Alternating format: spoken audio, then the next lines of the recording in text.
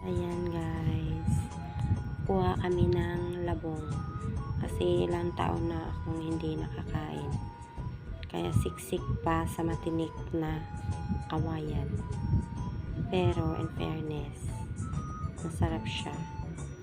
Ayan, halabira, halabira, go lang ng go. Ang hirap makakuha ng labong para lang makakain ng hirap. Oh my god.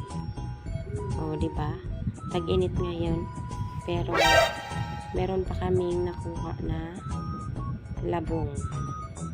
Sa amin ang tawag dyan is tambo. Kawawa naman yung aking mother. Nagpakahirap siya. Sabi ko ako na lang gagawa. Ayaw naman niyang ibigay. Kaya ayan, ako lang ang tagahawak ng tinik. Baka matusok yung mata. Baka pipitik siya. Oh my god. Sana all. Pero nag-enjoy naman ako. Nag-enjoy kami. Sinamahan ko yung aking mother. Maraming nangangagat dyan. Go lang ng go. Ang hirap na hirap kami. Ay iisa lang naman yung aming nakuha. Ayan na nga. Go lang ng go hanggang sa makuha. Charing. Woo!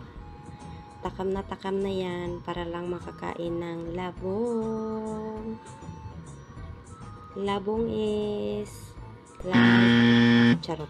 Labong is my favorite. Kaya naghirap kami. Yung nanay ko kawawa, pero love you, nay. Go lang ng go. Makuha din kita. Oh, ayan, oh, diba? Ayan, isang piraso lang yan. Akala nga namin is patay na siya. Pasensya na kayo, kumukulo. Ang hirap mag voice over, my godness.